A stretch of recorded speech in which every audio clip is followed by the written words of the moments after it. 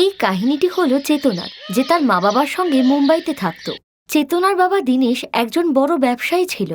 বাবা, এই পুতুলটা তো খুব সুন্দর। আই লাভ ইউ বাবা, থ্যাংক ইউ সো মাচ। ও রোজই তোমার কাছে বায়না করে, আর তুমি তা পূরণও করে দাও। তাতে কি হয়েছে সুমিত্রা?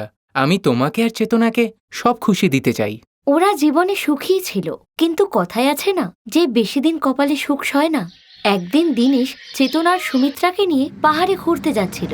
হঠাৎ গাড়িটি তার নিয়ন্ত্রণ হারিয়ে একটি গাছের সঙ্গে জোরে ধাক্কা খেল, আর এতে দীনেশের মৃত্যু হলো। আর সুমিত্রার জীবনে দুঃখ নেমে এলো। আপনি এখান থেকে কিচ্ছু নিয়ে যেতে পারবেন না ম্যাডাম। এই বাড়ি আর সমস্ত জিনিস এখন আমার মালিকের। আপনার বর ওনার কাছ থেকে অনেক টাকা ধার নিয়েছিল। মা, আমরা এই ঘরটা কেন খালি করছি? চেতনা মা, আমরা এখন আর এই বাড়িতে থাকতে পারবো না রে। এখন আমরা মামার বাড়িতে গিয়ে থাকবো, কেমন? চেতনা মা, কোথায় যাচ্ছ তুমি ঘরের ভেতরে? মা, বাবা এই পুতুলটা কিছুদিন আগেই আমার জন্য নিয়ে এসেছিল। এটাই যে বাবার শেষ স্মৃতি। আঙ্কেল, আমি এই পুতুলটা নিয়ে যাই। চেতনার কথা শুনে লোকটি চুপ হয়ে গেল। এরপর সুমিত্রা চেতনাকে নিয়ে তার ভাইয়ের বাড়িতে চলে গেল। ভাই, তোমার কাছে আসা ছাড়া আমার আর কোনো উপায় ছিল না। এখন আমাদের থাকার জন্য আর কোনো জায়গাই নেই। আমি চেতনাকে নিয়ে কোথায় যাব বুঝতে পারছিলাম না বলে তোমার কাছেই এলাম। খুব ভালো করলি রে বোন, এটা যে তোরই বাড়ি। তোর এখানে থাকার জন্য আমাকে জিজ্ঞেস করার কোনো দরকার নেই। হে ভগবান, এখন থেকে কি এই মামে সারা জীবন আমার বুকে পাথর হয়ে চেপে বসে থাকবে? এমন কি করব যাতে এইগুলো এখান থেকে চলে যায়? এখন তো আমি ওর সামনে কিছু বলতে পারবো না। ওকে আগে যেতে দিই। শোনো, তুমি বাজার থেকে জিনিস আনবে বলেছিলে না? চলে যাও, সন্ধে হয়ে আসছে। সুমিত্রা, চেতনা মা, তোমরা বসো, আমি বাজার থেকে আসছি। দেখো সুমিত্রা, আমি ওনার সামনে তোমাকে কিছু বলতে পারিনি, কিন্তু তুমি তো জানোই যে আজকাল জিনিসপত্রের কত দাম। আর তোমার ভাই তো এখানে তোমাকে থাকতে মানা করতে পারবে না। কিন্তু তোমার তো ভাবা উচিত, তুমি কি করে এভাবে চলে এলে? আমাদেরও তো দুটো সন্তান আছে নাকি? তাদেরও তো দেখাশোনা করতে হবে। আর তুমি তো এটাও জানো যে তোমার ভাই একটা সামান্য চাকরি করে, আর যা দিয়ে আমাদের সংসার চালাতে হিমশিম খেতে হয়, বুঝলে? তাই এটাই ভালো হবে যদি তোমার ব্যবস্থা তুমি অন্য জায়গায় করে নাও। আর হ্যাঁ, নিজের ভাইয়ের কাছে এসব কথা বমি করে আমার পরিবারে অশান্তি ডেকে আনার কোনো দরকার নেই। না না বৌদি, আমি ভাইকে কিচ্ছু বলবো না। ভাই আসার আগেই আমি এখান থেকে চলে যাচ্ছি। চল মা চেতনা। সুমিত্রা চেতনাকে নিয়ে সেখান থেকে চলে গেল। সুমিত্রার ভাই যখন বাড়ি ফিরল, তখন সে তার স্ত্রী কোমলের উপরে রাগ করে বলল, কোমল, আমি সব জানি। তুমি নিশ্চয়ই আমি চলে যাওয়ার পর সুমিত্রাকে কিছু বলেছ, তাই ও আমি আসার আগেই চলে গেল। ভগবান না করুক কাল তুমি এরকম বিপদে পড়ো, আর তোমার সাথেও কেউ এরকম করুক। তখন তোমার কেমন লাগবে? আমার লজ্জা লাগছে তোমাকে নিজের বউ বলতে। জানি না বোনটা আমার কি অবস্থায় আছে, ওর ফোনও সুইচ অফ বলছে। ভগবান, আমার বোন যেখানেই থাকুক, তুমি ওকে রক্ষা করো। সুমিত্রার চেতনা সকাল থেকে কিছুই খায়নি। ওরা ক্ষুধা তৃষ্ণায় রাস্তায় এদিক ওদিক হাঁটতে লাগলো। এইভাবেই হাঁটতে হাঁটতে হঠাৎই সুমিত্রা মাথা ঘুরে অজ্ঞান হয়ে রাস্তায় পড়ে গেল। মা, মা, কি হলো তোমার? চোখ খোলো মা। জানি না মায়ের কি হয়ে গেল। চোখ খোলো মা। কি হয়েছে তোমার মায়ের? দাঁড়াও, আমার কাছে জল আছে। ওই মহিলা সুমিত্রার চোখে মুখে জল ছিটিয়ে দিল।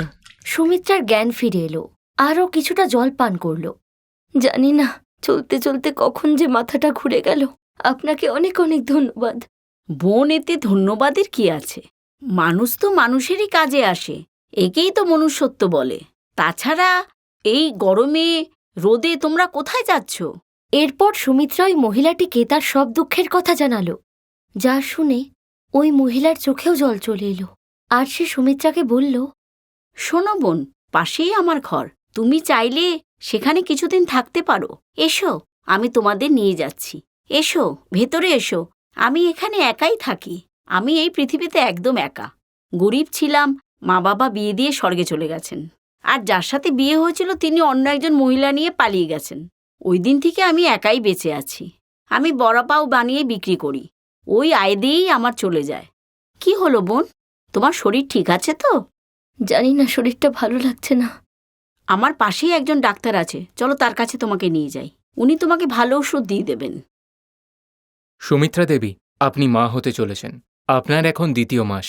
আপনার শরীর এখন খুবই দুর্বল, সেই জন্য আপনাকে এখন নিজের খেয়াল রাখতে হবে। ডাক্তারের কথা শুনে সুমিত্রা ফুপিয়ে ফুপিয়ে কাঁদতে লাগলো। ওর কান্না থামতেই চাইছিল না। ও কাঁদতে কাঁদতে চেতনাকে জড়িয়ে ধরল। তোমার তো খুশি হওয়া উচিত যে ভগবান তোমার জীবনে আর একটা খুশি দিলেন, আর এই 2 বাচ্চা নিয়ে তোমার জীবন এখন আনন্দে কেটে যাবে। বোন, আমি কিছু কাজ করতে চাই যাতে আমার বাচ্চা দুটো উপোস না থাকে। আরে তবে কে বারণ করেছে? তুমি বড়া পাও বানাতে জানো তো? তবে তুমি গরম গরম বড়া পাও বানাবে, আর আমি সেগুলো বেচবো। সুমিত্রা রোজ সকালে গরম গরম বড়াপাও বানিয়ে দিত, আর সরলা ওই বড়াপাওগুলোকে বাজারে বিক্রি করত। একদিন সরলার খুব জ্বর হলো, ওর ওঠার মতোও শক্তি ছিল না, কিন্তু সুমিত্রা তার বড়াপাও বানিয়ে তৈরি ছিল। সুমিত্রা, আমায় যেতে দাও, আমি ওষুধ খেয়ে যাবার চেষ্টা করছি, না হলে যে আমাদের অনেক লোকসান হয়ে যাবে সুমিত্রা। আর এখন তো তোমার 8 মাস চলছে, এই অবস্থায় আমি তোমাকে কিছুতেই যেতে দেব না। না, তবে আমি তোমাকেও যেতে দেব না বোন। তোমার শরীর খুব খারাপ, রাস্তায় কিছু হয়ে গেলে আমি নিজেকে ক্ষমা করতে পারবো না বোন। মা, একটাও বড়াপাও নষ্ট হবে না, আজ আমিই যাব বিক্রি করতে, তুমি একদম চিন্তা করো না মা। কিন্তু চেতনা মা, তুমি এসব কেমন করে করবে? তোমাকে পাঠাতেই যে আমার ভয় করছে মা।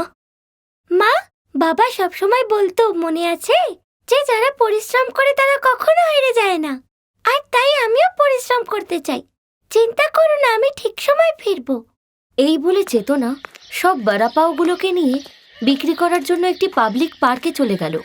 নিয়ে যাও বড়াপাও, নিয়ে যাও, টেস্টি টেস্টি বড়াপাও, মায়ের হাতের তৈরি সুস্বাদু বড়াপাও। সকাল থেকে দুপুর হয়ে গেল, একজনও আমার বড়াপাও কিনলো না। এখন কি করে? আমার যে অনেক ক্ষতি হয়ে যাবে। এই যে মা, বড়া পাও কত করে দিচ্ছ? আঙ্কেল, একটা 20 টাকা। কিরে, কারা কারা বড়া পাও খাবি? আরে নিখিল, এতদিন বাদে তো আমরা বন্ধুরা মিলে সবাই মিলে পার্কে ঘুরতে এলাম। নিয়ে নে না সবার জন্য একটা করে বড়া পাও, এমনিতেও তো খুব খিদে পেয়েছে।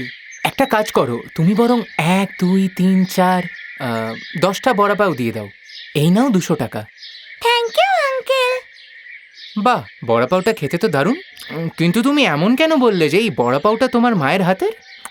আর দেখে তো মনে হচ্ছে তুমি খুব ভালো ঘরের মেয়ে। আঙ্কেল, আমি 4র্থ শ্রেণী পর্যন্তই পড়েছি, তারপর আর।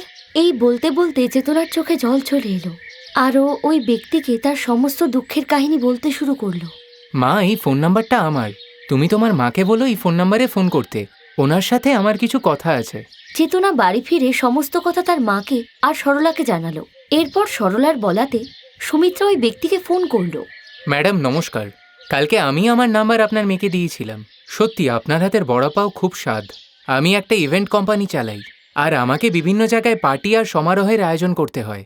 আপনাকে শুধু আমার বলে দেওয়া অ্যাড্রেসে বড়া পাও বানিয়ে পাঠিয়ে দিতে হবে, আর এই কাজের জন্য আমি আপনাকে ভালো টাকা দেব।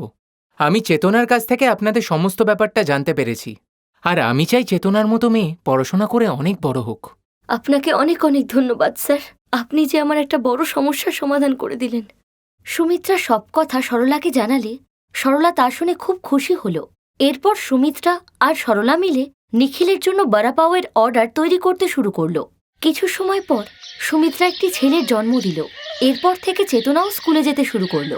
সরলার সঙ্গে আর নিখিলের সহযোগিতায় সুমিত্রার জীবন আবার খুশিতে ভরে উঠল, আর ও তার বাচ্চাদের সঙ্গে সুখেই জীবন কাটাতে লাগলো।